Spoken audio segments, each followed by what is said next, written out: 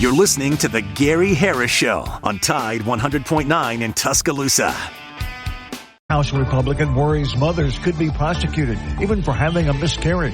Click TuscaloosaThread.com for local news. It's free. Don Hartley, Town Square Media, Tuscaloosa. The Gary Harris Show. UCM host Tider Insider TV. Crimson Tide Kickoff. Play-by-play for Alabama sports and sports director for WVUA 23. It's time for the Gary Harris Show on your home for Alabama sports. Tide 100.9 and streaming on the Tide 100.9 app.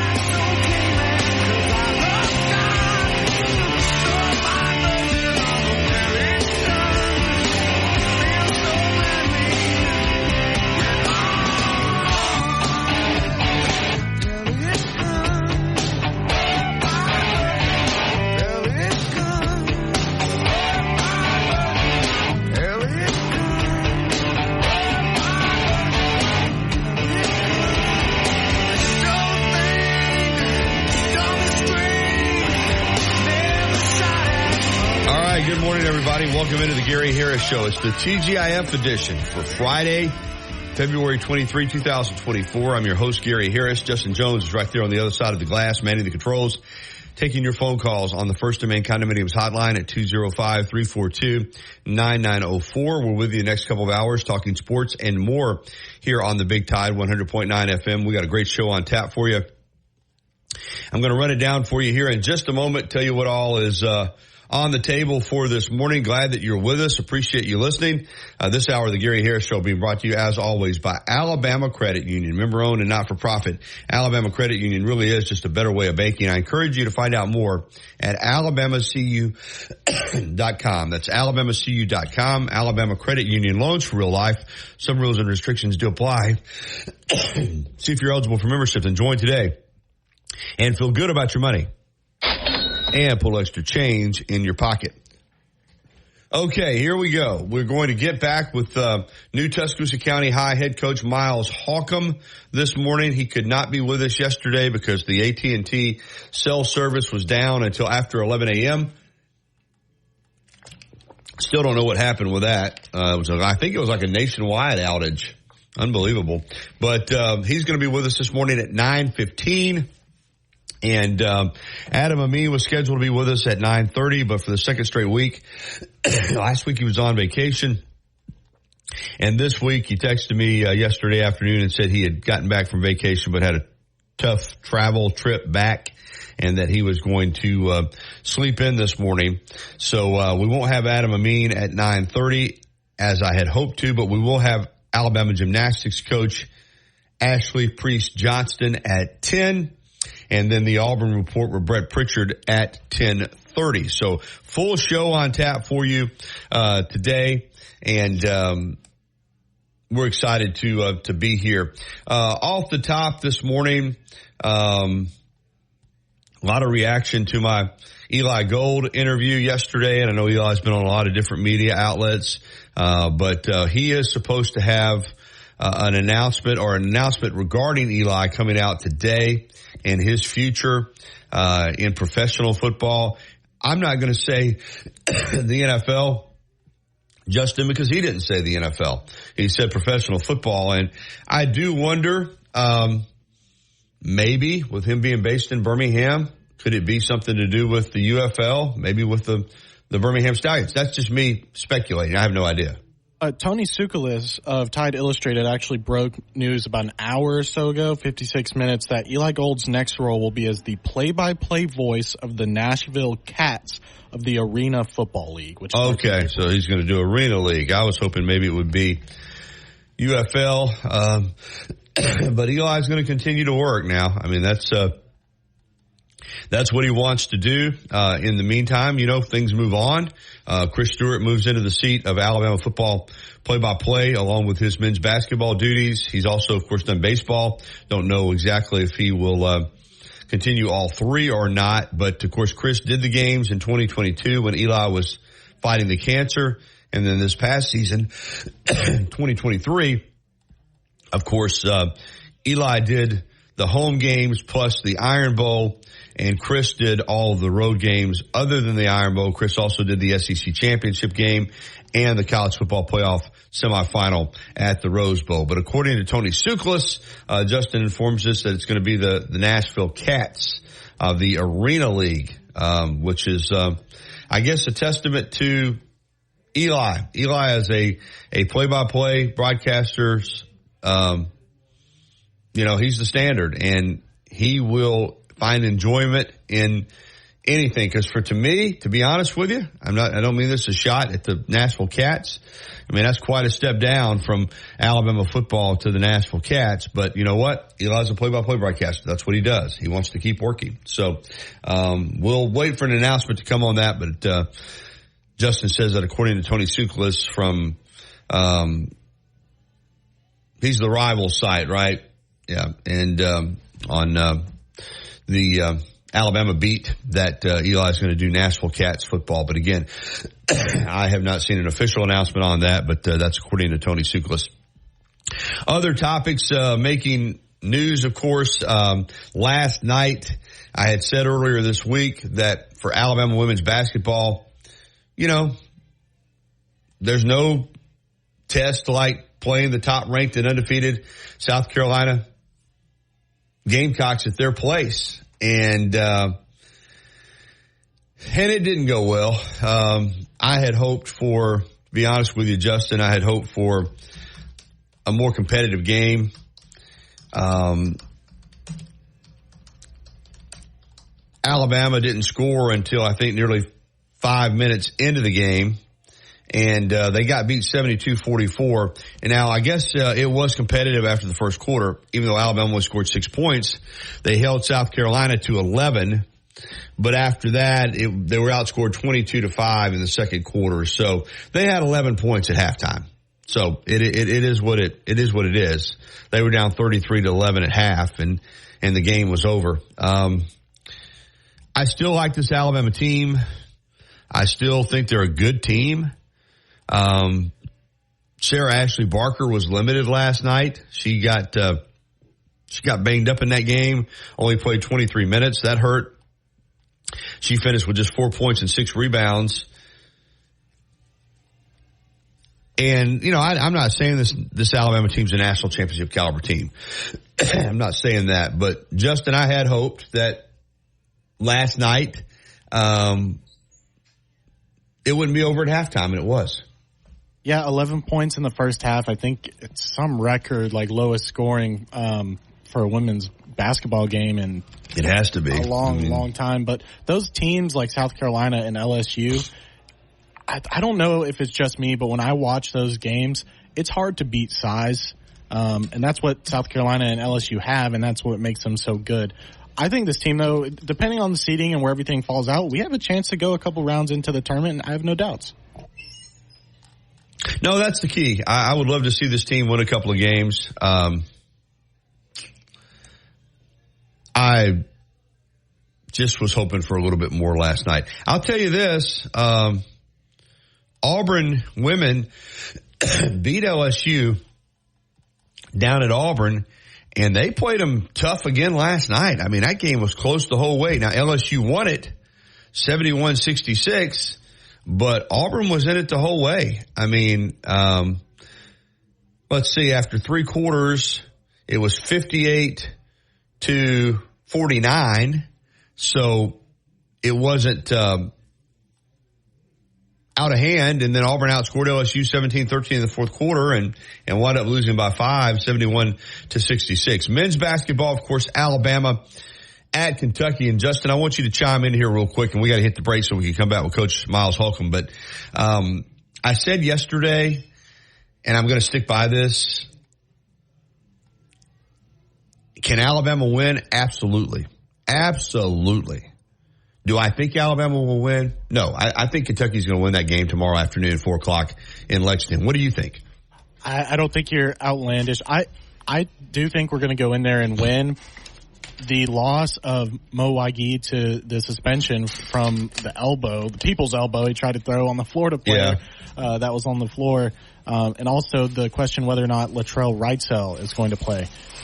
those are going to be huge factors, especially since Mo provides such depth for us in the big man position and covering in the paint. And then Latrell Wrightsell is only going to add to our scoring. If both of those guys... No Wrightsell status. I've not seen anything on Wrightsell status, no. I think I was out from TV yesterday because I went back to the doctor yesterday afternoon. I think is Oates going to meet with the media today before they fly to Lexington? I think he will. I'll check my email, but he hopefully will have an update. Yeah, but we know Wagi is out, and you hope you have Wrightsell. But, again, I never count this Alabama team out, man. They're a tough team. They're a team that they battle you all the way. And just because I think Kentucky's going to win the game doesn't mean I think Alabama can't win the game, because I definitely think Alabama can. But we'll talk more about that as we get into the show. Of course, baseball and softball both in action this weekend as well. And we got a good show on tap. But when we come back, we're looking forward to visiting with the new head coach of the Tuscaloosa County High Wildcats football team, Miles Holcomb from Southside Gadsden. We'll do that next year on the TGIF edition of the Gary Harris Show. Don't forget all that great weekend music to get you cranked up for the weekend. We're coming right back. This season of Alabama football on Tide 100.9, brought to you by Birmingham Racecourse Casino. Just a few minutes away, where you can be a winner too.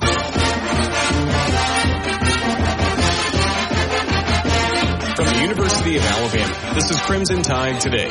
It's a daily update on Bama sports, and it's brought to you by Guthrie's Chicken. America's original chicken finger restaurant is now an official partner of the Alabama Crimson Tide. For franchise information, visit Guthrie'sChicken.com. Hello again, everybody. I'm Roger Hoover. On Friday, the 10th-ranked Alabama gymnastics team will host the number 18 Georgia Bulldogs Friday night inside Coleman Coliseum for the 20th annual Power of Pink meet. The 8th consecutive meet featuring a top 20 opponent for the Crimson Tide will start at 7 p.m. Central and will be broadcast on SEC Network Plus. 20 years ago, Alabama legend Sarah Patterson started the Power of Pink initiative during her tenure as head coach to raise awareness in the fight against breast cancer. The simple idea of Think Pink, Wear Pink, and Roll Tide was an instant success and spread nationwide, with nearly every collegiate gymnastics team either hosting or taking part in a pink meet in the years since Alabama held its first in 2005. I'll have more in a moment.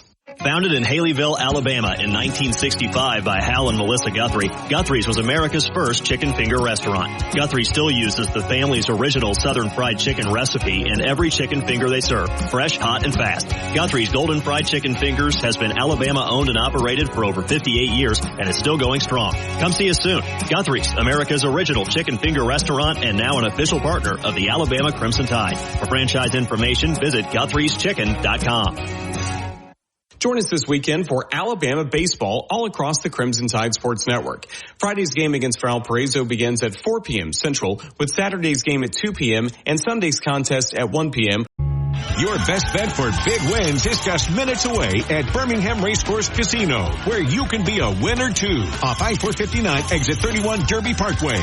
Tide 100.9 Tuscaloosa weather. We'll forecast a clearing sky today. Tuscaloosa's high 68. For tonight, mostly fair with the low at 44. The weekend will be dry, lots of sunshine tomorrow and Sunday. The high tomorrow is 62, the high Sunday in the upper 60s at 68. I'm James Spann on the ABC 3340 Weather Center on Tide 100.9. It's 56 degrees in Tuscaloosa. You see him on WVUA 23 covering sports and on Tider Insider TV on Tuesday nights. Don't miss a minute of the Gary Harris Show. Weekdays from 9 to 11 on Tide 100.9.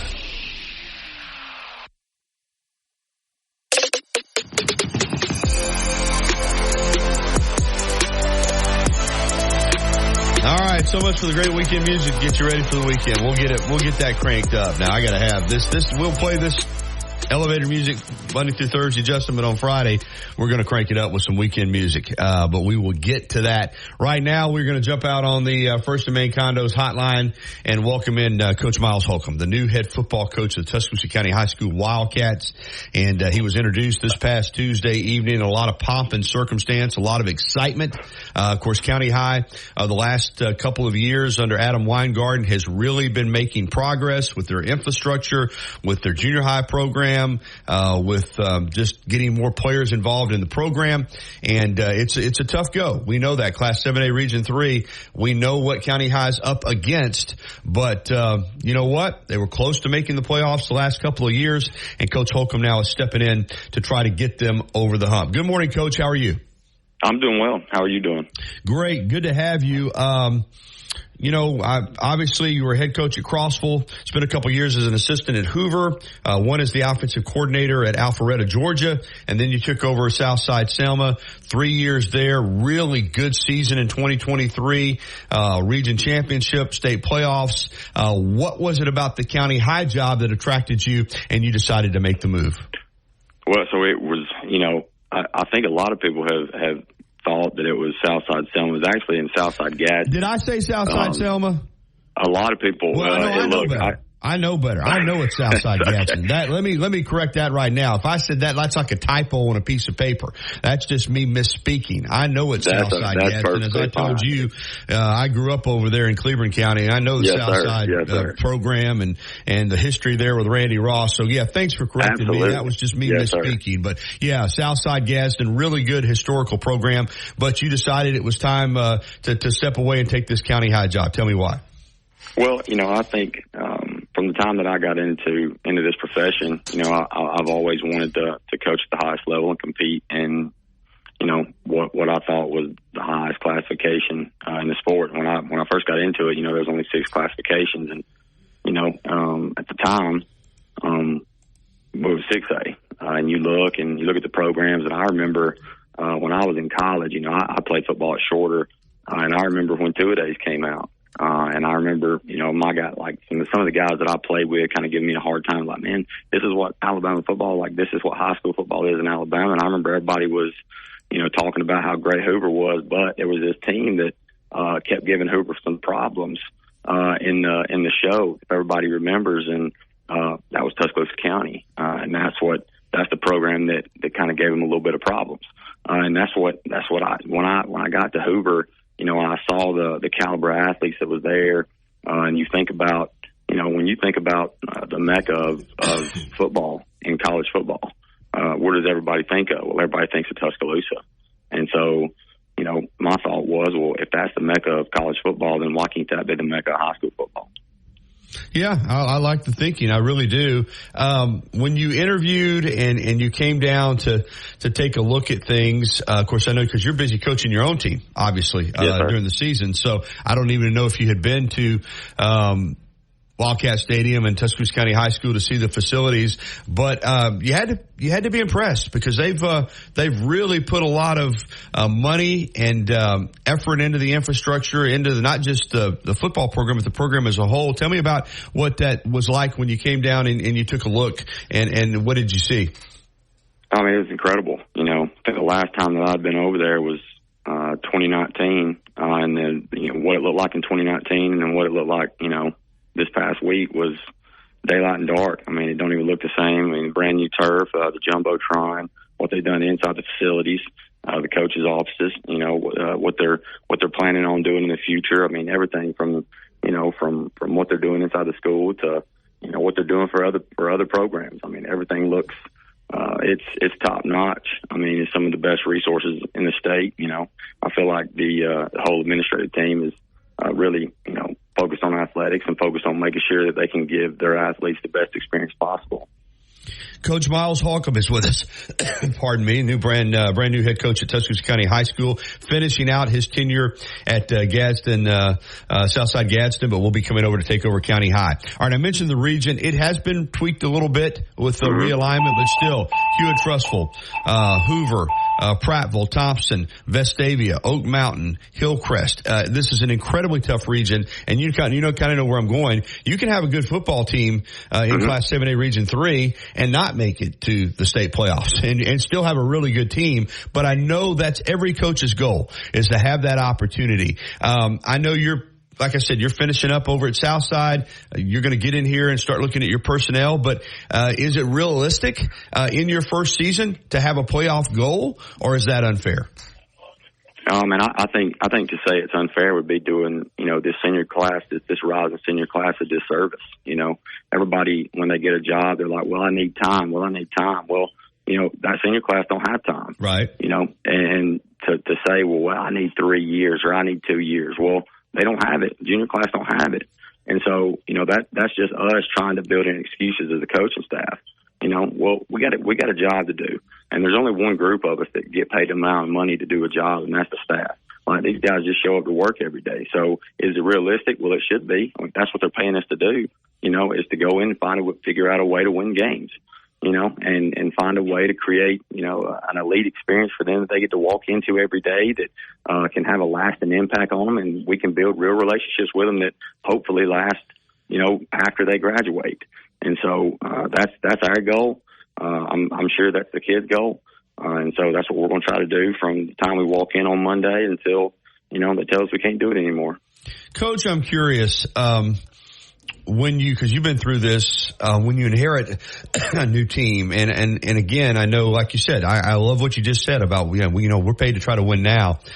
What's the process like when you go through this and you're taking someone else's players, there's been a new coach, there's been a new way of doing things, and trying to adapt yourself to them, and at the same time bring in the changes that you want to make schematically and otherwise, and just really trying to make that team yours. Is it a process? Is it something that you try to address in the first meeting? What's that like when you're coming into a new situation, yet you want to make sure that it's your football team, and that very quickly that they acclimate to you and your staff and your program?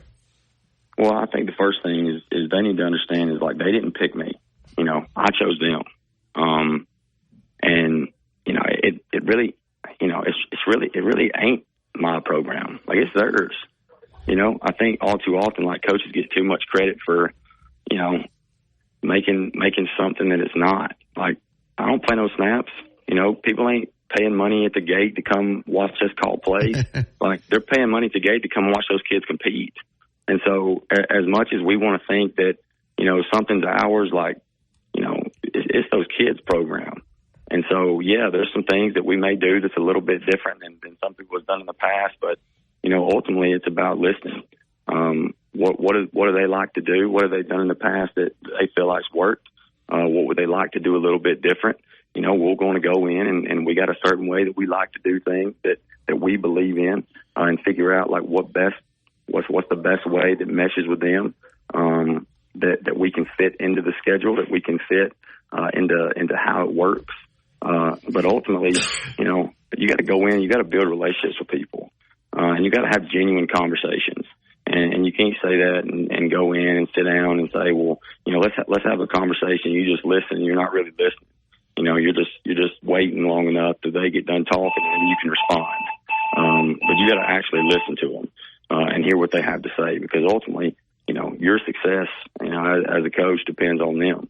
And I think that's the biggest thing. And to be honest with you, that's why it's hard leaving. That's why it's hard leaving somewhere to go somewhere else, is because you don't get a chance to have these opportunities without the kids that you have. Yeah, I was just going to say that, because you had been, 3 years at Southside Gadsden, and then this past year, you had a good team. I mean, 8-2 in the regular season. I know that's one of the hardest things, I guess, about making a change, is leaving the team that you've invested in, the program, the school that you've invested in for 3 years, and now you've got it rolling there. Obviously, this is a great opportunity for you, but how tough was that to leave what you have built there at Southside? It's probably one of the harder things I've done. You build good relationships with guys, and you feel like that you tell them, you love them and you care about them, and you do, but then you make a selfish decision to better yourself on the backs of their hard work and their sacrifice and all the things that they've done for you. And so it feels, disingenuous, and, you hope that one day they realize that you worked hard for them and tried to do the best things that you could for them to put them in good situations. But at the end of the day, like, you are making a selfish decision, to do what's best for you. And so, you know, like today's my last day here working, and you know, I'm a geometry teacher, you know, so I teach 6 periods a day, and then my last 2 periods I'm in the field house, and so it's a bittersweet day for sure. I'd be lying if I said I wasn't sad to leave my guys, but I'd also be lying if I said I wasn't excited to get started over there, because I've already been talking to our guys over there and trying to go ahead and build relationships with them, because that's the best part of the job. People, you know, people is what makes it not feel like a job. Getting to know people, it's never felt like work, and when it does start to feel like work, then I'm gonna probably get out of it and do something else.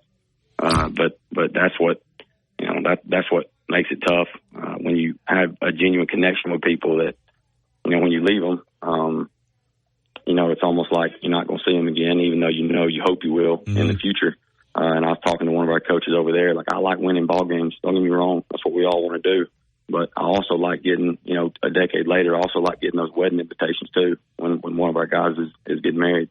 Sure. Yeah. Well, I was struck by how many of your players came out when I had put it out on social media last week that you were taking the Tuscaloosa County High job, and, you know, that they commented on, you know, how much they enjoyed, playing for you, and all of them were wishing you well. I think that's a testament to the job that you did there. Staff wise here at County High, and first of all, will you start next week here at County High, number one, and number two, where do you stand on putting your staff together? Yes, sir. Monday will be my first day over there. You know, we'll have a staff meeting on Sunday, and, you know, we're going to kind of go ahead and sit down and look at what we got. And look, they've done an incredible job. You know, I feel like the staff they have in place right there's a lot of guys on that staff that's phenomenal. You know, I've been able to talk to a bunch of those guys, and they've got a lot of things in place right now, and what they've got going on that is really good, and there's not a whole lot that needs to be changed at the moment. And so we'll sit down and put a plan in place that really fits and is best for us going forward. But feel good about the staff that we're going to have, you know, in place for these guys, you know, in the spring and going forward in the fall. All right, just a couple more for you, Coach, and I'll let you go. Schematically, as a head coach, you know, offensively and defensively, tell us about your style of play. Well, first of all, we're going to try to put as much pressure on people as possible. You know, offensively, we're a little bit of multiple. You know, we back a couple of years ago, we put a name to it, but essentially we want to be downhill in the run game and, you know, try to get in as many different personnel and formation sets as possible. We motion and shift a ton offensively, and we'll huddle occasionally we'll huddle. Sometimes we play with tempo. We call it our operational tempo. It just depends on what we need to do, and we like to take shots against people. You know, I feel like that's you can't really score if you don't try to, you know, and so try to stay in rhythm. But essentially, we want to try to attack people vertically. Defensively, you know, obviously we want to. I enjoy playing in some type of odd front. I think that's kind of what people are going to. But at the same time, it gives you the freedom to be able to roll into an even front, maybe play a little bit of bear. You know, and so it really just going to depend on when you get over there. You see your personnel, what fits us. You know, or do we have a tight end offensively? Do we have a guy that can put his hand in the ground and be an attached tight end? You know, defensively, do we have 4 defensive linemen, or do we need to play an odd front? You know, you got to figure out what you have exactly, personnel-wise. But that's kind of what we like to do. And then, you know, once we see exactly what we have, then we'll adjust accordingly. And lastly, you've already said, you know, you think you can win here. You wouldn't have taken the job. Tuesday night, I wasn't there because I was on the air, but I sent someone up there to cover the event. We did, you know, something on it, obviously, and it looked like it was an incredible turnout. I know you met with, obviously, the administration. Clearly, they hired you, but, you know, meeting with the support groups and the people in the community, it looked like that went really, really well, and that, you know, people have warmed up to you very quickly. Just let me ask you about the reception you've gotten from the County High people. And it's been phenomenal. You know, it was a great turnout. You know, I don't know if I'm you know, I guess comfortable the you know, trying to make everything about me. You know, I like coaching football. You know, That's kind of what I like to do. That's when they asked me if I had any hobbies, and I was like, I coach ball, I guess. You know, I hang out with my family and I like to coach ball. That's about it. But, man, the turnout was great. People have been great. You know, it seems like the community support is I mean, astronomical. I mean, I was blown away, to be honest with you. You know, and I'm looking forward to getting over there and talking to more people. You know, I think everybody's like, Coach, we need to sit down and get this plan together and figure out what you need and what you want to do. And, you know, I mean, that's all. Obviously, nobody gets where they are and can be successful on their own. And I think everybody knows that. And, you know, and so you need a community to be supportive to get you where you need to go. And so I think that's already in place. So now it's just about us making sure that we put a plan together and you know, go about it the right way and make sure that we communicate the vision that we have to the right people. And it doesn't look like that we're going to need any to go out to help us. We got people in place that want to help. We just got to make sure that we get the vision across to them. Outstanding. And then just lastly, I guess you said you have a staff meeting on Sunday. You're getting in here basically at the end of February. I guess you'll be turning around here and getting plans for spring ball here pretty soon, right? We will. We're going to talk about it on Sunday and try to figure out exactly what's best for us and which direction we need to go with that and get this thing going. You know, we'll jump in both feet, you know, and get ready to go. I know these guys are excited, and so we want to try to make sure that we can get them going and give them the best experience possible. Well, Coach, appreciate the time. Thank you. Good luck. And, of course, we'll be seeing each other and talking very soon. Thank you very much. Yes, sir. Thank you. All right, Miles Holcomb, head football coach at Tuscaloosa County High School, finishing up today, his last day at Southside Gadsden, and meeting with his guys again this afternoon in his final couple periods. And then he starts here on Monday, staff meeting on Sunday, and it sounds like are iconic. There are too many things I like about it. I don't know if I can finish the thought. Bring on the spice and order the Chick-fil-A Spicy Deluxe Sandwich on the Chick-fil-A app today. Real guests paid for their testimonial. As much as Innisfree has evolved, it will always be that place to escape and have a good time. Whether it's for a game day weekend, to reminisce on college days, or to create new memories, if you're looking for a good time, there's only one thing to do. Head to the Free at 1925 University Boulevard. And don't forget about the Lucky Lunch Meat and 3 special. Monday through Friday from 11 a.m. until 2 p.m. Get a meat and 3 vegetables for just $8.49. Or for a lighter appetite, try the Lucky Lunch soup, salad, or sandwich combo. I'll see you at the Free. Life doesn't wait for when your finances are in perfect order. It just happens. But no matter what surprises come your way, Alabama Credit Union will be here to help make it affordable with great personal loans, mortgages, and auto loans. They offer an easy application process and fast decisions so you can stay focused on feeling good about whatever life brings your way. Alabama Credit Union will be here to help make it affordable with great personal loans, mortgages, and auto loans. Alabama Credit Union, loans for real life. Visit alabamacu.com to learn more. Some rules and restrictions apply. See if you're eligible for membership, then join today and feel good about your money. Find Tide on Twitter at Tide109 to keep up with show announcements, guests, and our reporters in the field.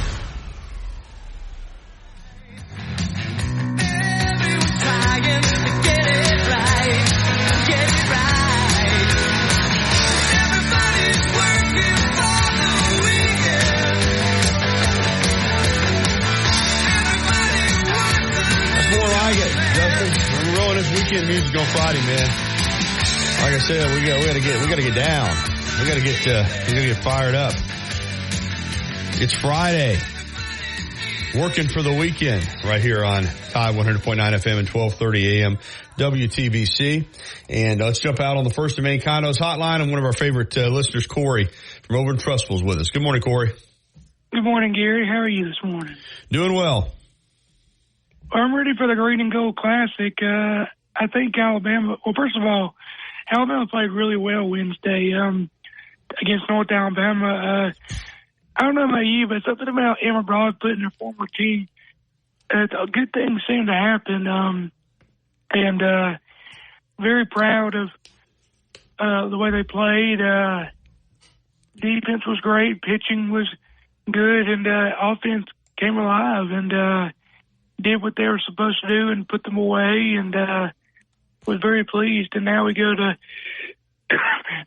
Birmingham, and this is another tournament where we should win. But it's weird how when we play UAB at their place, they always seem like a team that just doesn't go away. But even though we've always won, it's just they're like a gnat that just doesn't go away. But this field is very winnable, and I think if Alabama plays ball, doesn't make silly mistakes, and just plays their game, I think Alabama should come away. victorious in all 5 games. Yeah, they're going to open it up today with UAB at 3:45, and then they'll play Western Carolina at 6. On Corey, sounds like you're coughing too. On Saturday, they'll play Bradley at 3:45 and UNA, who they just played, at 6. And then on Sunday at 11 a.m., they'll play a getaway game against UAB. Now, Corey, am I correct? Alabama has still never lost UAB, right?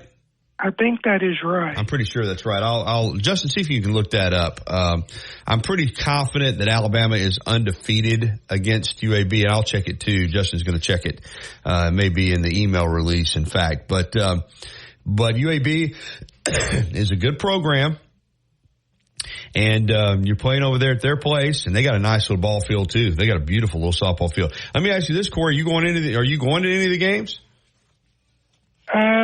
No, but I have been to UAB's field before, and you're right, it is a nice ballpark.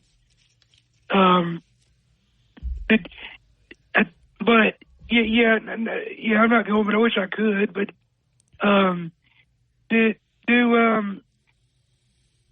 me ask you this: are you concerned about the health of the team any?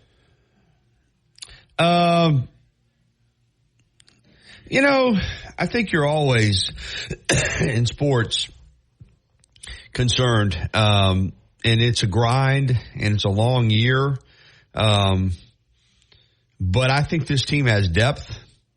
I think this team is a well-rounded team, and I like the makeup of the roster, Corey. I really do.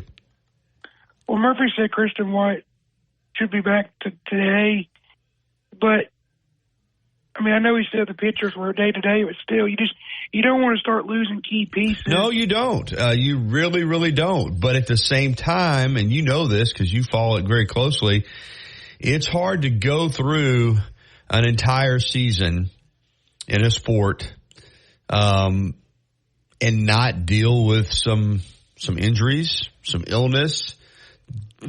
That's why you try to build a roster that has depth and has the ability to adjust. And I like the makeup of this team. You like having, don't get me wrong, the more talented team you are, the better. But it's also about chemistry, and it's about people playing their role and people being ready to step up. And I just sense, and we're early into the season here. We're very early into the season. But I just sense that this Alabama team has a great chemistry and on the same page, and people are willing to play their role. And I got a really good vibe on this team. And Justin did say it's 30-0. Alabama's 30-0 against UAB all time in softball. So there's a little pressure in these two games they play UAB because you want to keep that rolling. And like you said, there have been some really close ones that Alabama has pulled out over there, but 30-0 all time. Going to basketball, do you think Alabama will struggle without Wagee and Reitzel? Because, I know Wagee is not in the starting five normally, but you're missing two pretty good players. And have you seen for sure that Reitzel's out? Well, no, but I'm just guessing. Well, hopefully he'll play. They're going to miss Wagee because this is a game where you need size. And, thankfully Pringle's playing better. But Kentucky's big. They're big inside. And, you're going to miss him. You'd rather have him. You'd rather have, pardon me, just like we're talking about with softball. You'd rather have all of your players available. So, I think they'll miss Wagee up in Lexington, but I still think they can win. I'm leaning toward Kentucky just based on the circumstances, game being at Rupp, Kentucky coming off a loss, all that stuff. But it wouldn't surprise me if Alabama won. But that's a bad game not to have Mohamed Wagee. I think you and I both agree that the SEC is going to come down to that Tennessee game. You would think, you would think that if Alabama beats Tennessee when they play them in Tuscaloosa, that they're going to have a good chance to win this conference. Because if Tennessee keeps winning and if we keep winning, then that's mathematically that's the tiebreaker. And really, Alabama wants to win it outright. They don't. I mean, sure, if they share it, they share it, but they want be the undisputed SEC regular season champion. And if they can do that without any way of not doing it, they can say we're the SEC regular season champion. And Wednesday night was insane. I mean, the game getting over. Alabama almost won it in regulation. Shot was blocked. And then we built a good lead in overtime, and then it dwindled down to 1 and then held on for dear life. But it was a gutsy win, and it showed that Alabama can win that way. I mean, because a lot of times Alabama's been pulling away and blowing teams out, but it shows that Alabama can win that way, and Alabama might have to win that way in the tournament. Yeah, you're right, Corey. I mean, just a very good analysis, my friend. So good to hear from you. Have a great weekend. I'm going to get to another phone call, but thank you so much, pal. Good talk to you, Gary. Roll Tide. All right, Corey, thank you. All right, we need to get to the break, but when we come back, we got phone calls that we're going to keep it going here on the First and Main Condos hotline coming up. Take on your day. Start your day with Nature Made, the #1 pharmacist recommended vitamin and supplement brand. Based on a survey of pharmacists who recommend branded vitamins and supplements. Los Tarascos has been serving Mexican favorites like burritos, fajitas, and quesadillas since 1999. Their new location is at 4100 Owen Parkway in Northport. And of course, you can find Los Tarascos in Tuscaloosa at 110 Skyland Boulevard. The bar areas feature big screen television so you can enjoy your favorite sporting events. Los Tarascos features daily happy hour. Discover better living at First and Main. Visit firstandmaincondos.com or call 205-657-7465. Mention you heard about us on the radio and receive 1 month free rent. Tide 100.9 Tuscaloosa weather. We'll forecast a clearing sky today. Tuscaloosa's high 68. For tonight, mostly fair with a low at 44. The weekend will be dry. Lots of sunshine tomorrow and Sunday. The high tomorrow 62. The high Sunday in the upper 60s at 68. I'm James Spann on the ABC 3340 Weather Center on Tide 100.9. It's 57 degrees in Tuscaloosa. You're listening to the Gary Harris Show. Goal line in, touchdown, Alabama! On your home for Alabama sports, Tide 100.9, and streaming on the Tide 100.9 app.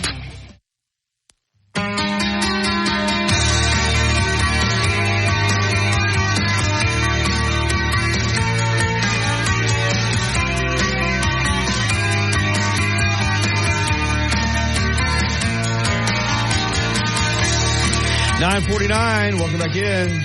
Cure brings us back in. Friday, I'm in love. And we've got Tom, and then we'll get to Cole here on the First and Main Condominiums hotline to wrap up this first hour. Good morning, Tom.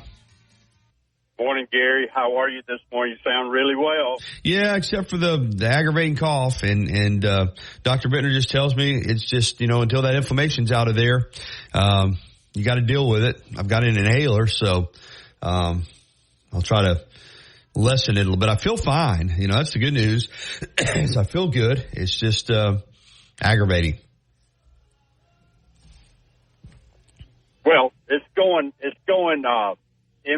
further in between each call. Yeah, it is. It is. I was calling to commend you on every big game we have, whether it be football or whatever. You go reverse psychology. And on the Kentucky game, you've done it again, and I applaud that. I would like to see you go a little bit harder in the reverse psychology than what you went earlier, because when you are adamant about Alabama and not performing well, then we do perform well. So keep that in mind as we go forward today. I'll do it, Tom. It's worked. And if it works this time, that's going to be 3 for 3. Well, it's going to be a tough game for Alabama up there. Kentucky is, I think it's weird as this sounds, and who knows, it's not supposed to carry over from one game to the next. I think it would have been better for Alabama if Kentucky had beaten LSU. I do. Maybe. Sometimes, losing puts an edge on you, and Kentucky certainly has capability of getting an edge and playing well. They do. We saw that. They have a good team. We saw that last Saturday at Auburn. I mean, they went down there and held Auburn to 59 points. So, yeah, they're capable. There's no doubt about that. when they walk in, they got big blue swagger going. Look out, they tough. That's right. I agree 100%. Yep. And but I was going to say this. The conversation I've been having, and it's premature, but I can't help it. When you think about 3 of the last 4 regular season championships, well, I agree with all the things you said this week. It is absolutely unbelievable that we're in this position.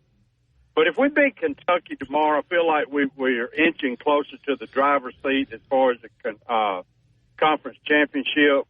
And then with Tennessee, when they show up, and if we were to win that game, the conference race is over.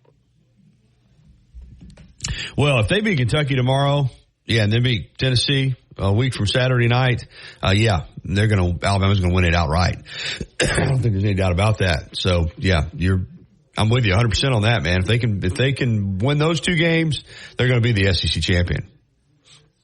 Well, the thing about it is, this has been some of the conversation. Not everybody is willing to jump off the edge like I have been on this subject, but the thing about it is, in my mind, for some reason, I'm thinking that the Florida game on the road is the hardest game we got left.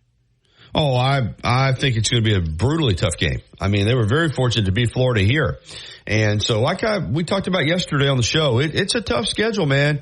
It's a tough 5-game stretch to bring it home. I mean, when you got to play at Kentucky, you got to play at Florida, you got Tennessee at home, they got to go to Ole Miss. I do think obviously the final game at home against Arkansas, Alabama should win, but there's nothing at this point that's going to be given to them. They're going to have to earn it. And but you're right. Tomorrow afternoon, if they were to win in Lexington, that would be a big one. Hey, great call, Tom. I got to get to the call before we close out the hour. See you. Thank you, Gary. Have a good weekend, my friend. All right, let's get to Cole here on the First Domain Condominiums Hotline. Good morning, Cole. What's up, Gary? Hey, I got a question. If we do only lose 1 game down this stretch, where will we be, in Memphis or Charlotte? I don't know. I have it. Funny enough, I'm just looking at. Are you looking at the bracket right now? Bracket right now. Yeah, what do you got, Justin? Memphis as the 3 seed still would be Memphis. I like either one, Memphis or Charlotte. Do you think we'll move down or move up if we lose? If we lose one, it could still be tweaked. But you ask, right now, if they win the SEC, Justin is saying right now, it looks like they project as a 3 seed in Memphis. So, but either Memphis or Charlotte, either one. I like both of those locations for Alabama. The only loss I see right now is at Florida. I think we can beat Kentucky and Tennessee upright. Okay. I think we're fine. I think at Florida will be tough, and if we lose that game, we should definitely still be a 3 seed in Memphis or maybe Charlotte. Who knows? Well, if they win the SEC, they're going to be a 3 seed at worst. Okay. I would think if they wind up, listen, let's just say they go 4-1 in these next 5, they could very well wind up maybe moving up to the 2 line. So we'll keep an eye on that. Who's definitely Memphis easily. Oh gosh, that'd be great. Yeah, it'd be tremendous. That's easy. Yeah. 2 seeds what we want. Yeah, I know you're going to be supporting them all the way. Great phone call, Cole. Good to hear from you, buddy. Man. All right. Be good. Thank you. All right. We're going to try to squeeze in one more call. No, this is off the air. All right. We're going to wind it up for this first hour. It's been brought to you by Alabama Credit Union, member-owned and not-for-profit. I also want to mention to you that prom season is right around the corner. T-Town Menswear and T-Town Gallery and University Mall has you set up for the prom. Young gentlemen, you want to look your best, not just for that night and not just for your date, but remember those prom pictures. They're for a lifetime. Get by T-Town Menswear and T-Town Gallery in the University Mall and get ready for the prom. All right, that's going to wrap it up for hour number 1. We're going to leave you with The Cure Friday, I'm in Love. We're coming back with hour number 2. We're going to get it started with Alabama gymnastics coach Ashley Priest Johnston. Power of Peak Meet coming up. We're going to talk about it on the Gary Harris Show. Hour number 2 also we will visit with Brett Pritchard with the Auburn Report. So don't go anywhere. And remember, download that app, Tide 109 app. You can also listen online at Tide109.com. Another hour is on the way. Keep it tuned in.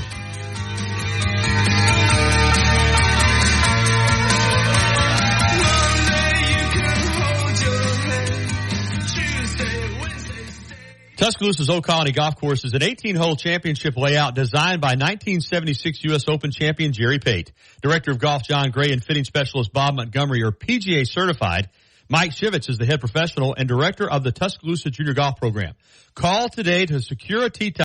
We're available 24 hours a day, 7 days a week. Visit PattersonComerLawFirm.com. No representations made that legal services provided by Patterson Comer is greater than any other legal services performed by any other lawyer. The Alabama Securities Commission protects you from financial fraud. Anyone asking you for investment money must be licensed. You're careful with your money. Fraudsters aren't. Before you invest, call our hotline at 1-800-222-1253 to verify the licensing of the person making an offer and the product. Don't lose your hard-earned money. Learn to protect yourself at asc.alabama.gov. Paid for by the Investor Protection Trust and brought to you by the Alabama Broadcasters Association and this station. Since 2011, Billy's Sports Grill, located on Main Avenue in historic downtown Northport, has been serving their legendary signature chicken sandwich, award-winning wings, and handcrafted cocktails.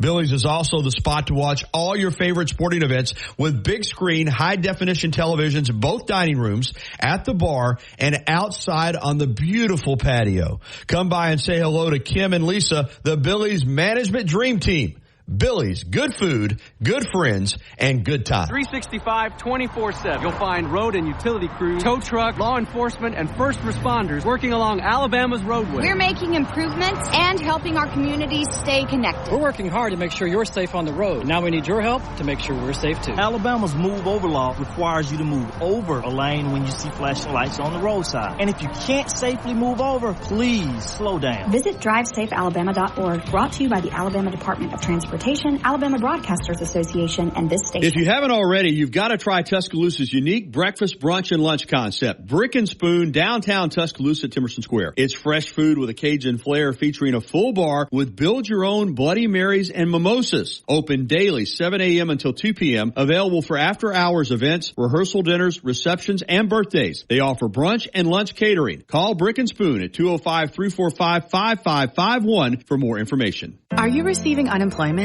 Your benefits could be at risk. Here's how you can protect yourself and your benefits. Never respond to mail notifying you of a false claim in your name. Never answer a text message asking you to verify your account. And only respond to official Alabama Department of Labor's social media pages. Report fraud at labor.alabama.gov/fraud. Brought to you by the Alabama Department of Labor, ABA, and the station. The Alabama Department of Labor is an equal opportunity employer program. Auxiliary aids and services available upon request to individuals with disabilities. Dial 711 for TTY accessibility. WTBC Tuscaloosa and W265CG Tuscaloosa, a Town Square media station. Tide 100.9 and streaming on the Tide 100.9 app. From the Fox Sports Studios in Los Angeles, here's Dan Byer. 7 is a lucky number for the Dallas Mavericks. I'll explain after this. Irving on the move, through the lane. Mavericks running time down. Kyrie back out against Allen. Now attacks in the lane. Behind him to Doncic. Top of the arc three. Kill shot. A 41-point game for Doncic.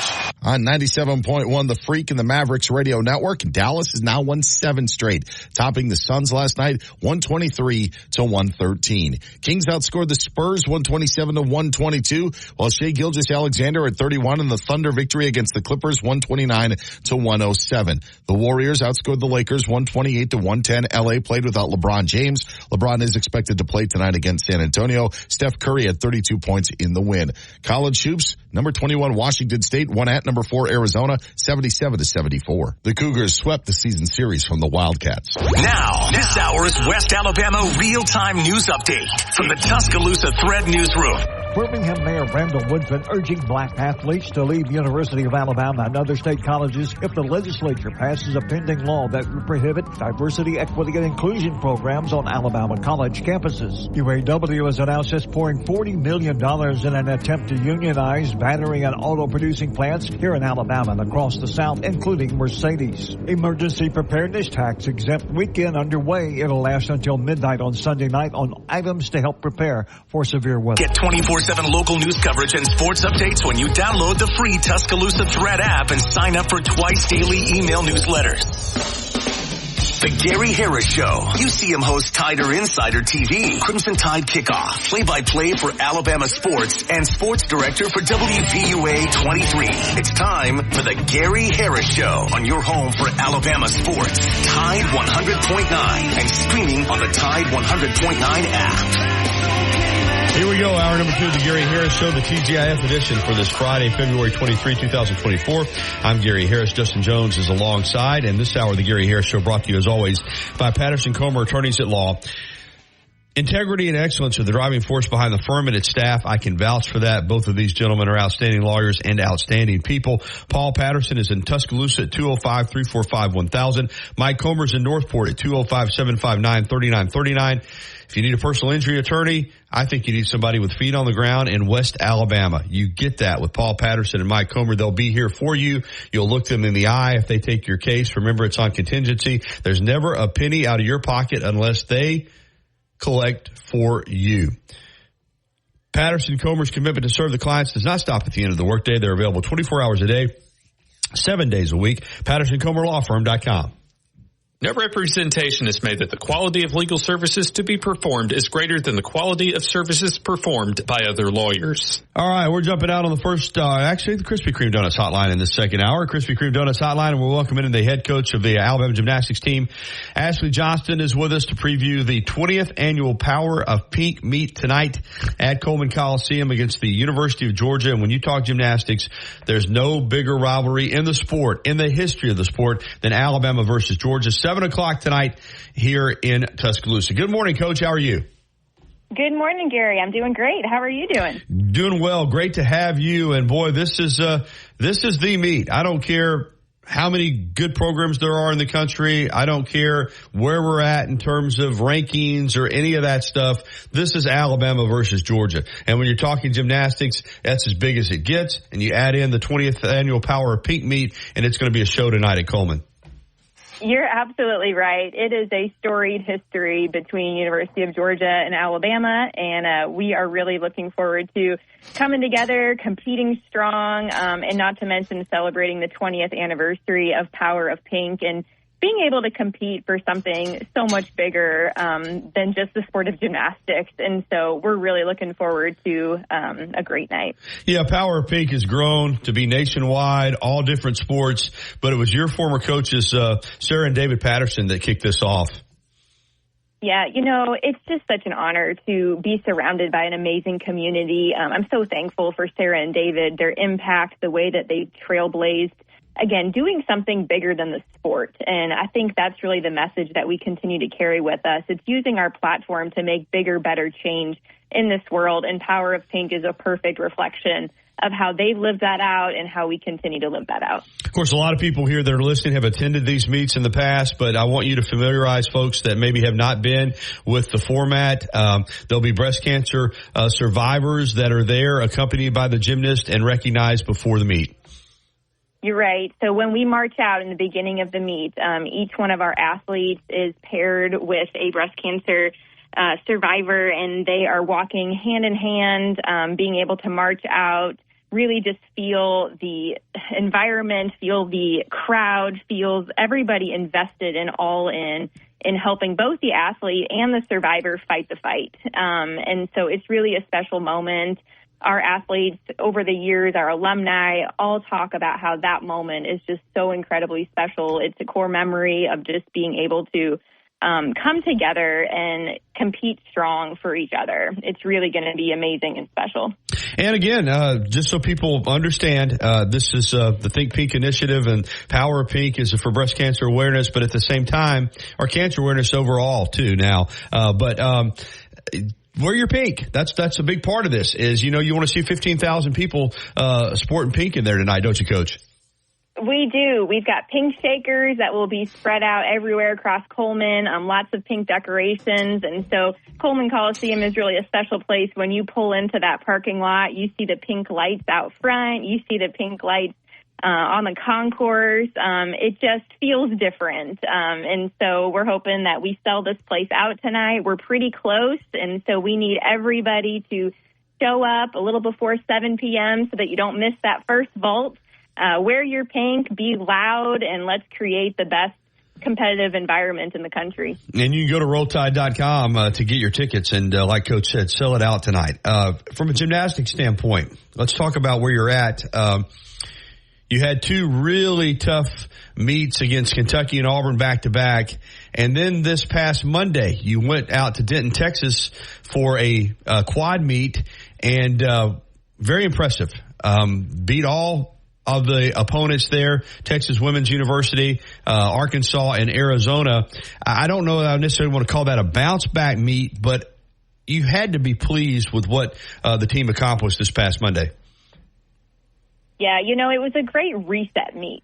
We started this season strong, took a little dip in just not being at our best for two back-to-back meets, and then it's really all about how you respond. And this team, I've said it all along that they are capable of being one of the best teams in the country, and I think they showed that by the way that they responded to adversity. Adversity challenges, they're going to come. We're going to face them time and time again. And it's all about how you respond, turn the page, and just keep moving forward. And that's what this team did, reaching a season high on Monday, and now we're turning around. Here we are Friday, ready to take on the next challenge. So this team's ready. They have a great connection, camaraderie with each other, and they're ready to come out strong tonight. Yeah, quick turnaround. The meet tonight, Alabama still in the top 10. Not used to seeing Georgia at number 18, but I know they are a very capable team. And the challenge, as it always is in gymnastics, is for your team to perform its best regardless of the opponent. But this specific meet tonight, what are you looking for from your squad? Both teams are strong. Both teams are capable of anything. Our conference just continues to get tougher and tougher. And so we expect Georgia to come in and be a great team tonight. As for our team, we're really focused on being invested and all in with each other, not paying attention to what Georgia's doing, what other things are going on, and just really staying invested and all in our Bama bubble, what we can control, how we move forward, and just carry our speed throughout the night. We did a really good job of that on Monday at Texas Women's, and so that's something we're really going to carry with us going into tonight. Health-wise, where are you at? So far, we really are in a good place. This is a tough time of year. We're at that midpoint of the season, just a little over halfway, and so we've had to be smart about managing some of our training and that workload, but overall, we have just a really good process in place, strong communication with our athletes, so we've been able to make really good decisions on how we're managing them at this point. And ultimately, we've got a squad that is ready, fired up, and again, going to really send a message tonight that they're capable of anything.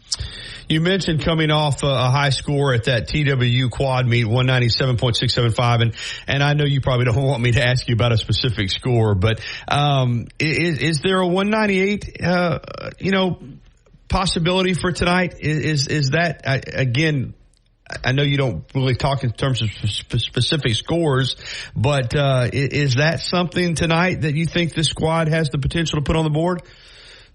I do think they have the potential of putting that on the board, and you're right. It's something that we can't focus on, but at the same time, we do have to be mindful of, because the score is really how we progress throughout the season and how we determine our rankings and seeding as we go into SECs and postseason. And so it is something that we're continuing to strive for, putting the lineup up that's best, has the best opportunity of scoring a big mark like a 198.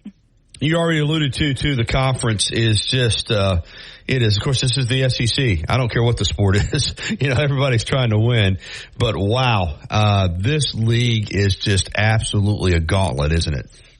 It is. It's tough, but it's so exciting. And, it's not just the gymnastics. It's the fan base. It's the history. There's so much more. It really is true that the SEC, it just means more. And so it's exciting for our sport. I think the parity is really cool to see, where every team is capable of coming out and just competing strong and winning. And so that's exciting for our sport. It's brought a lot of new fans into the gymnastics community, and so we want to continue to build off of that.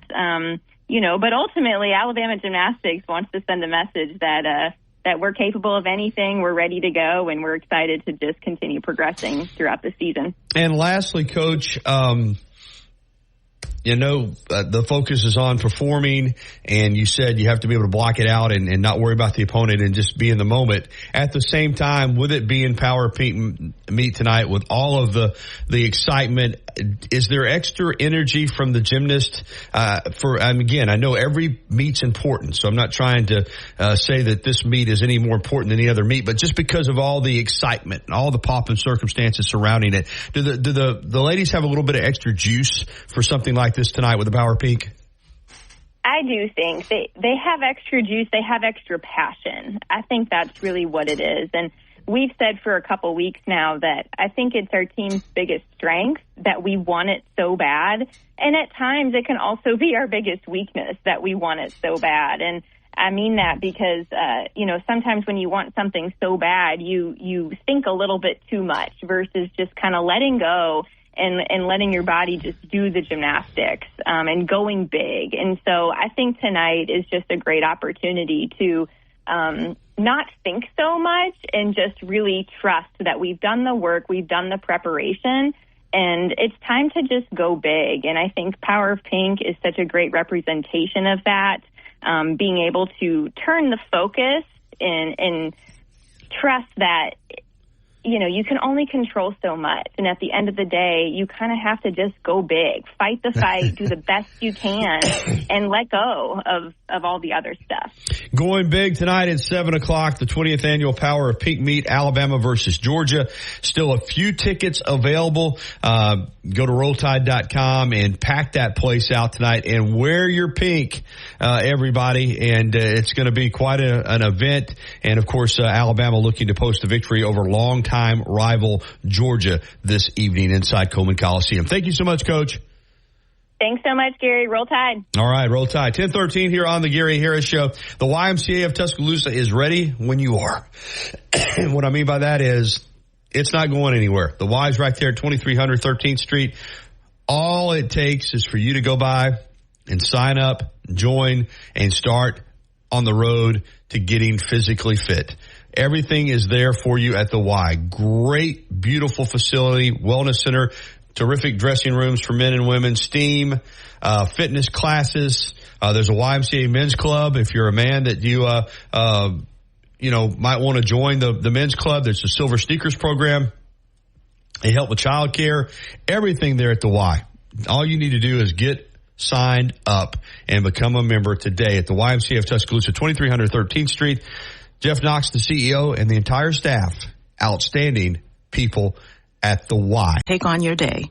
Start your day with Nature Made, the #1 pharmacist recommended vitamin and supplement brand. Based on a survey of pharmacists who recommend branded vitamins and supplements. Life doesn't wait for when your finances are in perfect order. It just happens. But no matter what surprises come your way, Alabama Credit Union will be here to help make it affordable with great personal loans, mortgages, and auto loans. They offer an easy application process and fast decisions so you can stay focused on feeling good about whatever life brings your way. Alabama Credit Union will be here to help make it affordable with great personal loans, mortgages. You got with a damp crawl space or a crack in your foundation. They even do pest control and lawn care. Full service Alabama Professional Services at alabamaprofessional.com. As much as Innisfree has evolved, it will always be that place to escape and have a good time. Whether it's for a game day weekend, to reminisce on college days, or to create new memories, if you're looking for a good time, there's only one thing to do. Head to the Free at 1925 University Boulevard. And don't forget about the Lucky Lunch Meat and 3 special. Monday through Friday from 11 a.m. until 2 p.m. Get a meat and 3 vegetables for just $8.49. Or for a lighter appetite, try the Lucky Lunch soup, salad, or sandwich combo. I'll see you at the Free. Tide 100.9 Tuscaloosa weather.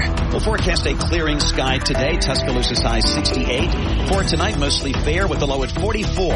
The weekend will be dry, lots of sunshine tomorrow and Sunday. The high tomorrow 62, the high Sunday in the upper 60s at 68. I'm James Spann on the ABC 3340 Weather Center on Tide 100.9. It's 57 degrees in Tuscaloosa. Alabama Crimson Tide lives right here. Down to the pylon. Touchdown, Alabama. On Tide 100.9. Monday morning feels so bad. Everybody seems to nag.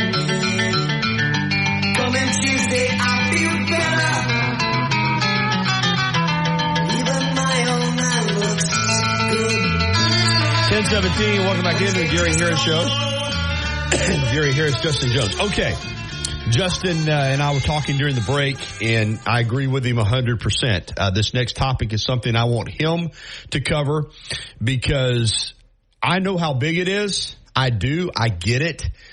Justin, I got to tell you, I guess because I've always worked so much, there hasn't been a time when I really, very rarely have I not had two jobs, whether it be the TV and the radio or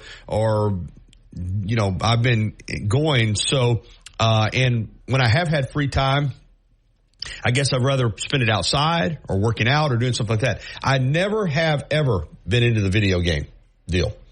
The last time I was into video games, you know where you played them at? In an arcade. Honest to God, I used to go to arcade and play video games. So any of these games, I've never played any of them. I've never had any kind of joystick or any kind of thing hooked up to my TV. And I'm talking about going back into the 90s even. So I don't know. The whole video game craze has passed me by. But I know the announcement that all 134 FBS teams will be in EA Sports College Football 25. Players are eligible to opt in for NIL. It's back. It's going to be huge. I want you to fill us in on this phenomenon, how big it is, what this means for the players now, that how they're going to be compensated through NIL. Just the latest on EA Sports College Football 25. Yeah, well, I'm no expert, but I can try to do my best. You're a lot better than me. EA Sports and most popularly known for the Madden games, other sports games like not 2K, but hockey, NHL. Right. They do that, and sports games and everything. NCAA football, one of the most popular games that they had. The last one being in 2014. I'm not sure exactly the reasoning for why they stopped it. I'm sure cost, sales, all sorts of things. Directors and I think also too that's when Ed O'Bannon might have brought his lawsuit to. I think you're right. That had something to do with it as well, because he was trying to get compensated. So I think for a while they just did away with it. Yeah, a whole stack of things, but now it's coming back and lots of hype around it. I know there are talks about the Super Bowl, but of course it's got more impact nowadays because we're talking about NIL and paying players and name, image, and likeness and how that actually affects. So like you just said, Gary, all of the FBS teams will be in the game. The athletes that are able to opt in, so not all athletes, if you're a walk-on, you're not going to be getting this payment for being in the game. You probably won't be in the game. But it's up to 85 players per school. Most of them have to be on scholarship. If not, they get in. Each player that opts in with, I believe they're going through Learfield and several different NIL collectives and programs to organize this. Each athlete will get $600, just straight up $600, and a copy of the game. Now, with all the teams being in it and the amount of players per team, this makes this the largest NIL deal that's ever been done. As a group of NIL deals, comes out to around $7 million. $7 million. And a lot of the controversy, we're going to see Kirk Herbstreit in it, all of these guys. Yeah, we're going to have a lot of the ESPN announcers are going to be the voices, right? Exactly. A lot of the ESPN announcers. I've been seeing today, though, there's some frustration from the women in sports, Holly Rowe and several other really popular and famous announcers that we love are not going to be in the game, or at least not yet. But then also, is this where we're drawing a line? $600. Some people think, well, shouldn't Jalen Milroe make more if he's the starting quarterback for Alabama compared to, I don't know, a newly Kennesaw State player that's going to be in the game, first year in the FBS? Very, very strange, but $7 million going to players across the country. Yeah, I guess that's the thing, though. And you bring up a good point. But I guess from a standpoint of how much money is available to pay players, you just have to do it uniformly. Because what's the scale that you would use to say this player needs to earn more than that player? But I guess at the end of the day, Justin, from a consumer standpoint, let me ask you this. Is there still the same appetite for this game? Do you sense among, people that play video games? Is it, because again, I don't play them, and I'm not going to play this game. So, but for, is the appetite there? Do you expect the response? When is it going to be released? And do you think that this is going to be a mega deal for video game players?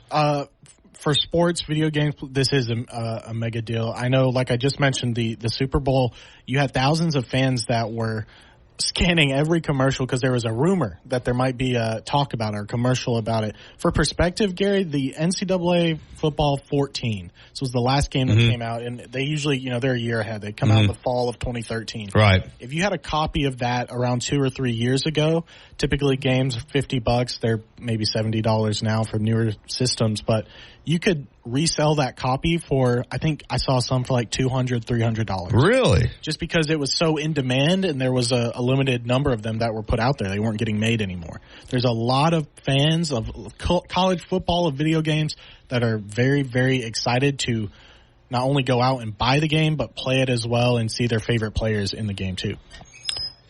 Well, fill me in on this, because I bet you there's other people out there like me who, I know I'm not saying there are a ton, so I shouldn't say, but there are probably others like me who don't understand and don't play the video game. Are you in a league? Do you just play it for fun? Is it competitive? Do people gamble on it? I mean, give me the extent of how all this works. Being on Skyline Boulevard, of course we have. Oh yeah, we got people flying by. But no, so there's not gambling per se. There is some competitions with like the Madden video games. It's very much a simulation of an actual college football game. You're going to control the quarterback. You're going to be playing against a defense and another player on the opposing side.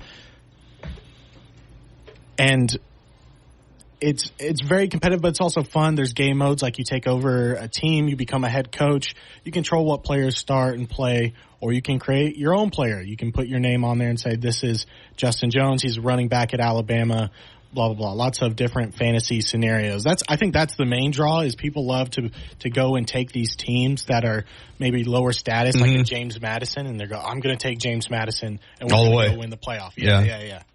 Well, I'm glad. I appreciate you explaining that because, as I said, that's outside my wheelhouse. And I'm sure if I ever played one of them, I would enjoy it. But it's kind of like, I'll leave this analogy. I've never been snow skiing. And people will tell me, well, if you ever do it, you're going to be hooked. Well, then I'm not going to do it because I don't have the time or the money to snow ski regularly. So why would I ever want to try it and get hooked on it? Now, I'm sure it's great fun. Same thing with these video games. At this point, why? Why would I play one? If, you'll love it, you'll get hooked, you'll spend hours. I don't have hours to spend playing video games. And I'm not knocking anybody that does. That's not my point on this at all. I'm just saying for me, there's other ways I'm going to spend my time. Oh, look at this. My feelings have been hurt, Justin, because I hear Digger calling in on Whippenberry. I hear him calling in on other shows, and I feel like he's been purposely avoiding my show, and I can't figure out why. But he's with us this morning to enlighten us with his knowledge on various topics. Here is Digger. Milroe. He did get a separate deal. Oh, he did? Yeah. Well, fill me in, because I wasn't aware. I thought it was all under the uniform $600 or whatever it is you get. No. EA went ahead and approached yours, Milroe. There's a handful of them. Okay, well, how does it work, Digger? Are they paid on how many games are sold? Are they paid a set fee? How is that for these top quarterbacks? How is it? The way I understood it, every version, set game, every version. Like this one hadn't come out in, 10 years? Yeah, that's what Justin was saying, like 11 years, yeah. Except for yours and Milroe and the other handful of players that have a bigger name. And I want to say it's 6 figures. So. Wow. Good time to be a quarterback in college football. Wait, you're going to this. Are you ready for this? Give it to me. They contacted University of Texas to see if they can put the horns down in there. Oh, Lord. Yeah, they said, sure, and we're getting paid for it. That's right. Money talks. It's funny how many things are negotiable when money's involved, right? Yeah, well, except they said, at first the guy said, no, we don't want that. And he said, yes, you're going to get paid. And he said, everybody's going to want the horns down in this, and you will get paid. I said, yes. Well, as a Texas fan, you have to admit, and I'd say this for any school, if somebody mocks you, it's ultimately a compliment to you and your program, because fans and other programs don't bother mocking teams that don't have any cachet. You know that. I mean, well, this is the other thing. It's free media. It is, absolutely it is. Listen, I never quite understood I don't want to call it fake outrage, because I guess for some it really was sincere outrage. It is fake outrage. Okay, yeah, I never got it from the get-go, Digger. Who cares? I mean, yeah, they're taunting you a little bit. Again, it's a compliment to your program, and I guess it was the basketball coach that went out there and made a huge deal about it. But I'm glad they're including it, because if you want the video games to mimic real life, then all of the traditions, good and bad, have to be involved, right? Yes, and they're tracking plays, too. They're going to mimic everything, and it's going to look so real. I can't wait for it to come out. So you're a player. You're a video game player. No, my son is. Okay.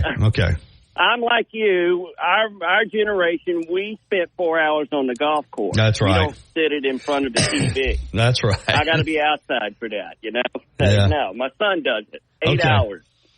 Yeah. Let's go. All right, good to hear from you, Digger. All right, 10:29 here on the Gary Harris Show, and I'm glad he called, because Milroe, Ewers, these quarterbacks, Justin, I guess they are working out their own deals. So good for them. It's a good time, like I said, it's a good time to be a college football quarterback. Even if you don't make it. 8157 800-240-8157. That's 800-240-8157. Covering University of Alabama sports, as well as the national and local scene as well. The Gary Harris Show, only on Tide 100.9 and streaming on the Tide 100.9 app.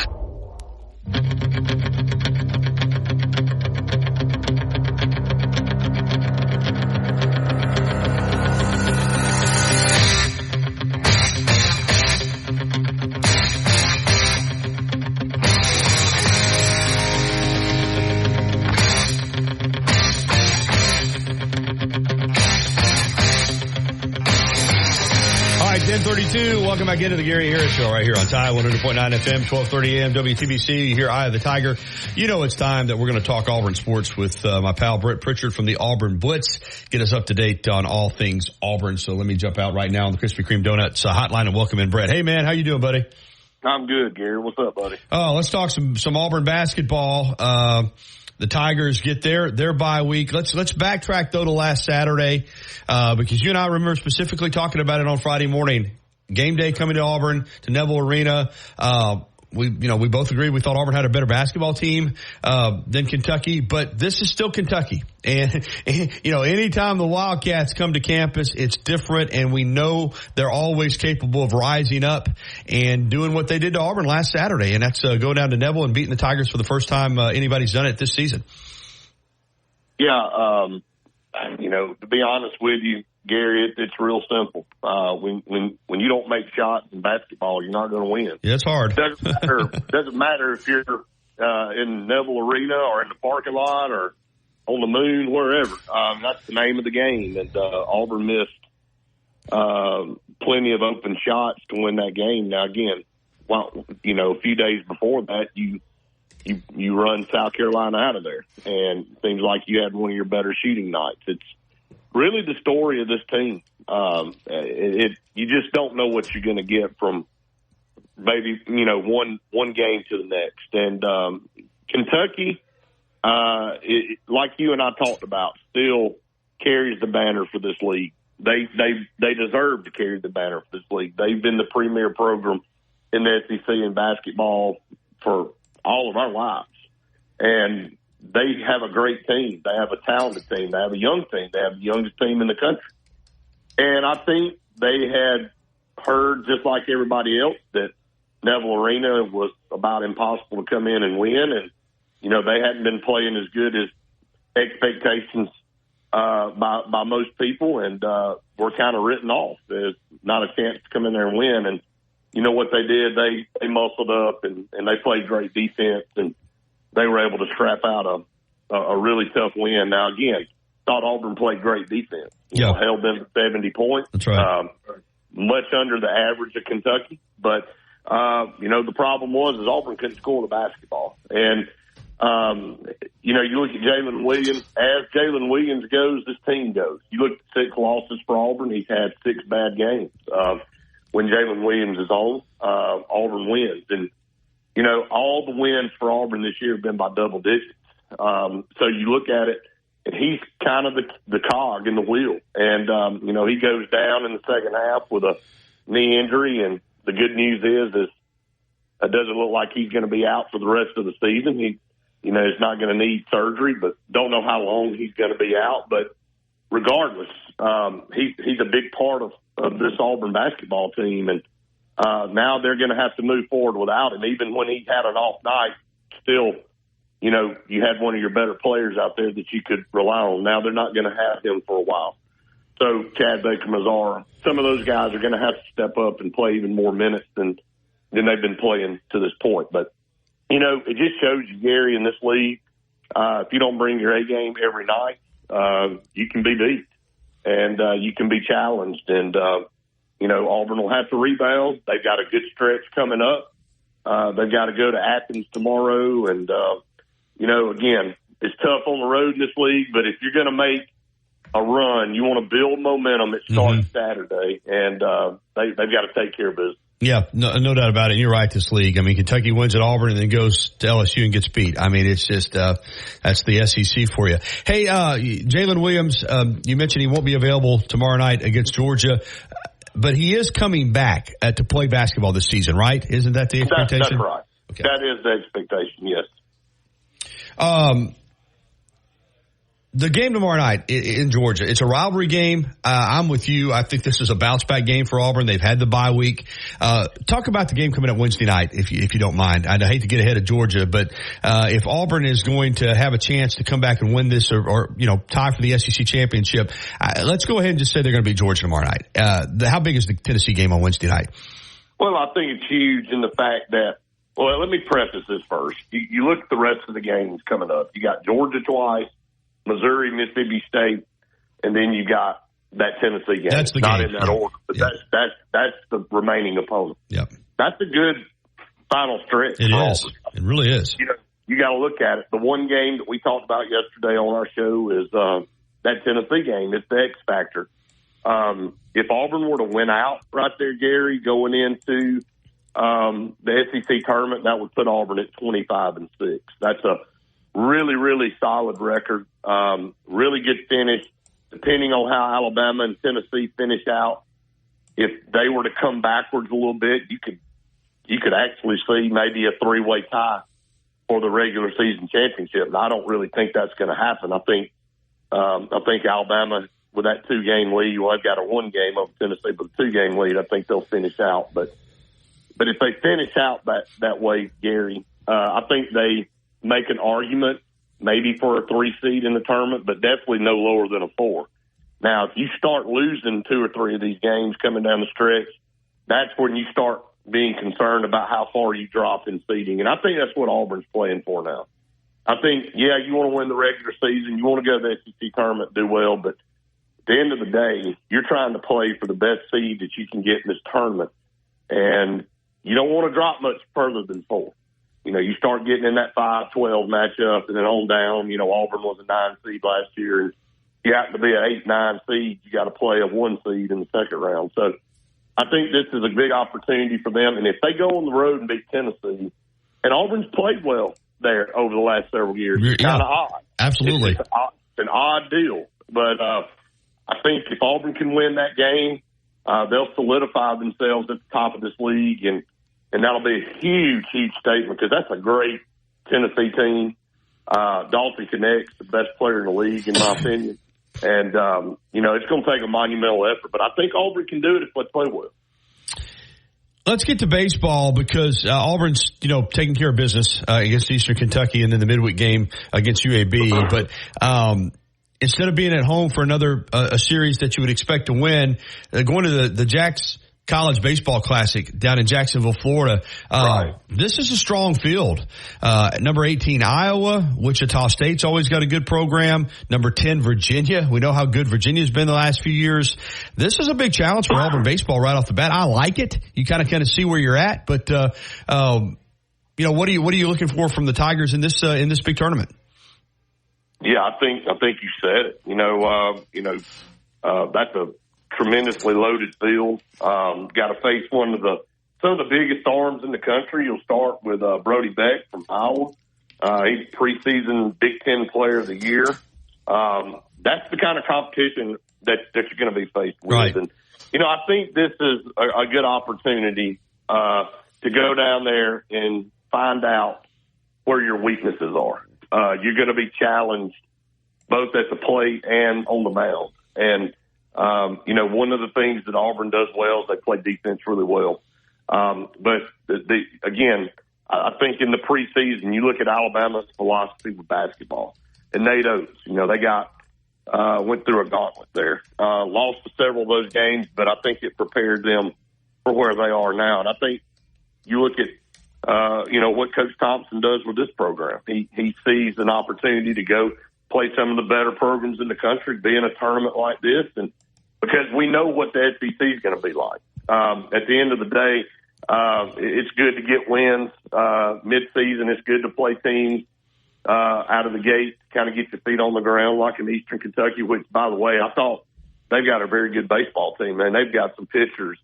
They had a guy on Sunday, they ran out there that was throwing 94, 95. And, credit Eastern Kentucky for being able to land a guy like that. Their biggest challenge is in this new world, keeping him, being able to hold on to him, maybe not getting in the transfer portal. But, getting series wins like that early, but going down there and playing some of the better teams right now in the top 25. And like you said, historically, Virginia been one of the better programs in the country the last decade. One of the best pitchers that Auburn may face all year, and the pitcher from Iowa. So it's a good challenge. And, if you look at the first four games for Auburn, thought their offense has shown up. Ike Irish has kind of picked up where he left off. Chris Stansfield, Cooper McMurray. I think that's the nucleus of this group. But then you got Carson Myers, who really pitched well Sunday against Eastern Kentucky, was SEC Pitcher of the Week, and transferred from UAB, and really adds a lot to this rotation. Of course, you got Joseph Gonzalez returning, who had a great outing, and of course Chase Alston. That's your starting rotation for the weekend right now. Unless something changes, I think that's what you're going to see moving into SEC play. Brett Pritchard with us from the Auburn Blitz, talking Auburn sports. I want to ask you about football, just for our listeners out there that are Auburn fans. Do you have a itinerary for spring yet, for spring ball? Brett, fill us in on what the plans are for Auburn spring football. Not really going to start spring football February 20. We talked a little bit about it yesterday on our show. Spring practice will start February 27th. Hopefully next week we'll have, obviously, a lot more information to pass along about that. But, we're kind of highlighting some players to watch this week on our show and then into next week. And, Auburn's got 16 early enrollees that'll be going through spring football practice, Gary, and we were kind of reflecting on that yesterday. Boy, it's just times are different. And you look at, kids coming in early and being part of spring practice or even being there for maybe bowl practice now and how many, months they're on campus versus back in the old days. Freshmen reported a few weeks before the start of classes, and then they didn't have very much time with the team before the season started. So we had a conversation yesterday about the quarterback situation. Seems like a recurring deal with us at Auburn, but talking about Walker White. And everybody's like, well, surely Hugh Freeze is not going to start Walker White this coming season, and because he's a true freshman. I said, but by the time the season starts, Walker White will have been on campus 9 months. Mm-hmm. And that's not really a true freshman anymore. He will have been through the workout program. He's with a new offensive coordinator, just like all the other quarterbacks are. Everything's fresh So everybody's kind of starting from scratch. He's already got the size in the physical intangibles. He's going to go through a full spring, and then he's going to be there ready to go in fall camp.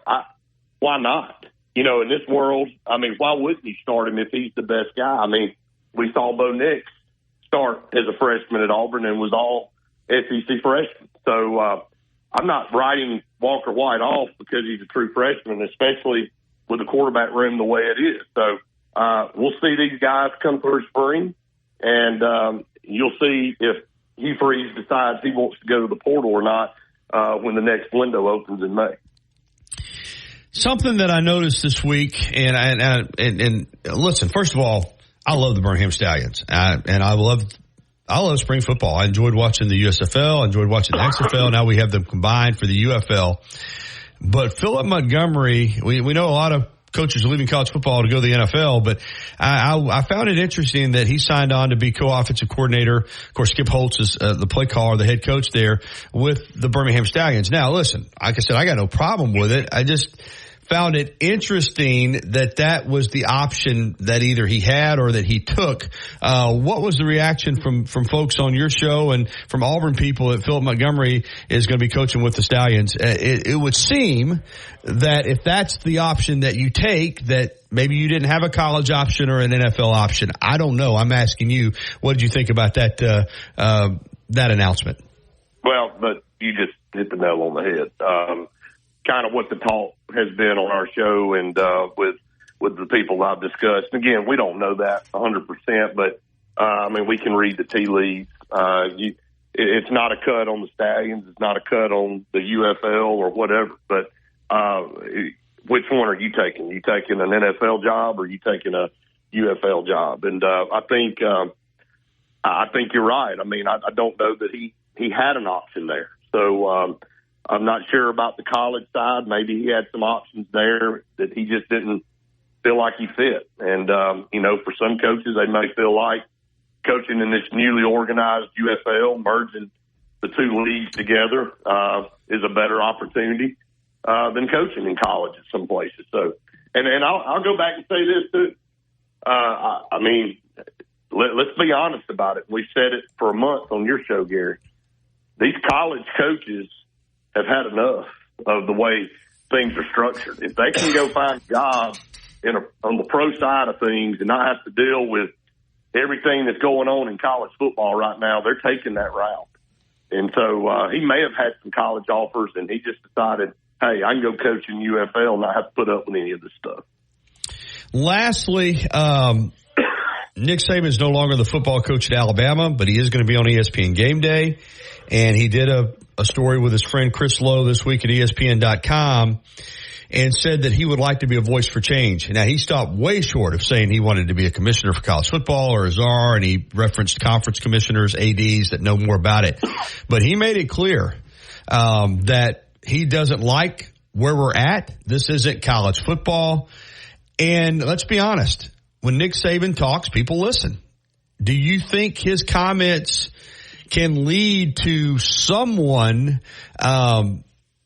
being able to, at some point, whether it's this year or in the future, you and I have had this discussion week after week, but do you think maybe the climate is right for some type of structure in regards to college football specifically, but college athletics overall, the portal, NIL? Do you think some change is eventually going to come, and do you think Nick Saban's comments will help precipitate that?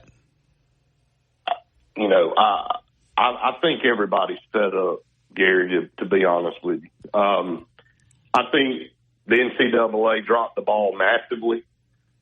I think they were mad that they had a ruling go against them, so they just opened up the gates and let everything out. And now you're trying to put everything back in the pen. You're trying to put the toothpaste back in the tube. And you're right. I think people have hit a frustration level where they're disgusted with where college football is now. And, whether it's Nick Saban or whoever, you heard Greg Sankey yesterday come out and say that, he wants the early signing day moved up and December, a dead period. I mean, like it. Those are the things you're going to have to start doing because what they're putting on these coaches And I think they're starting to see these coaches making decisions to get out of college football.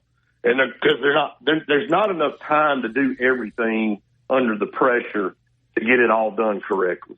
And, you know, everybody's tasked with a job in this world, but there's realistic expectations versus unrealistic expectations. It's tough to be a college football coach in the SEC or any of these big conferences.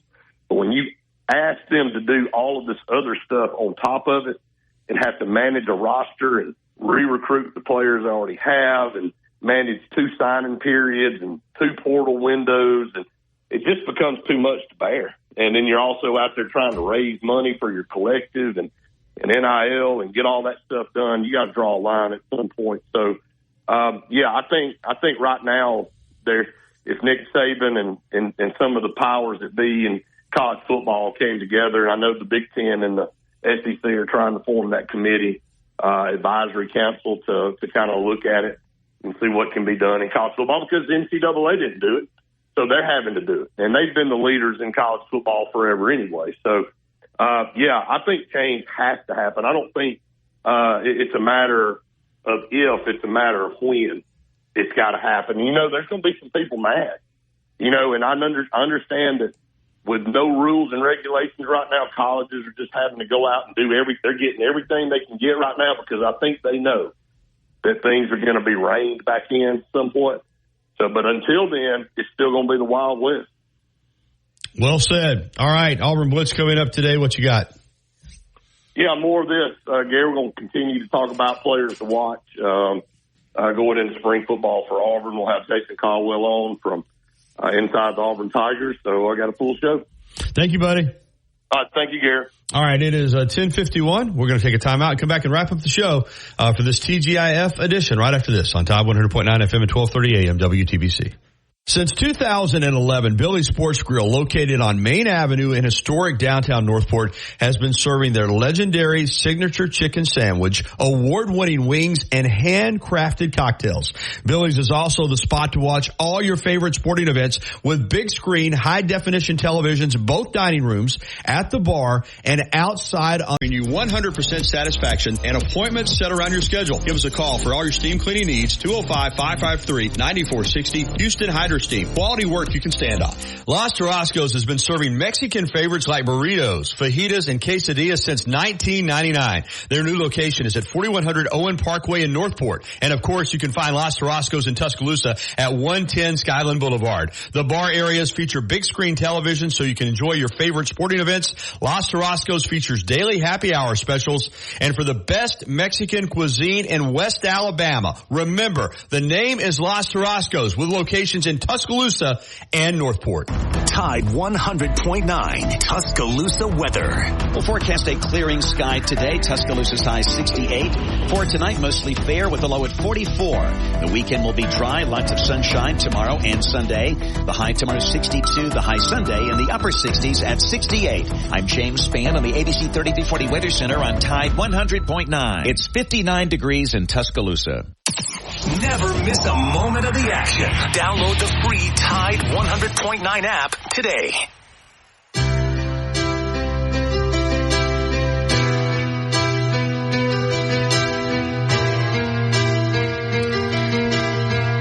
All right, when you hear that tune, you know we're winding it down, not just for the TGIF edition, but for an entire week of shows here on the Gary Harris Show. Coming up Monday, we'll recap the busy weekend that is ahead. Rodney Orr from TiderInsider.com, Casey Smith on golf, and more. That's Monday morning at 9. I want to thank our guests for today. New Tuscaloosa County High head football coach Miles Holcomb, Alabama gymnastics coach Ashley Priest-Johnston, and Brett Pritchard from the Auburn Blitz. A reminder to catch me on TV tonight with your local sports on WVUA 23. And we're going to get you ready for T-Town Sports Daily coming up here at 11 a.m. The Miller's Edge from noon until 2. And then from 2 until 6, Ryan Fowler will take you home with the game. So great sports talk all day right here on Tide 100.9 FM. This hour has been brought to you by Patterson Comers Attorneys at Law. And that's going to do it for the show. As I said, T-Town Sports Daily coming up with Wyatt Fulton and Kerry Clark. Keep it dialed in all day for Justin as Jones, who always does a great job with us. I'm Gary Harris. Thanks for listening, everybody, and I'll talk to you again on Monday on the Gary Harris Show.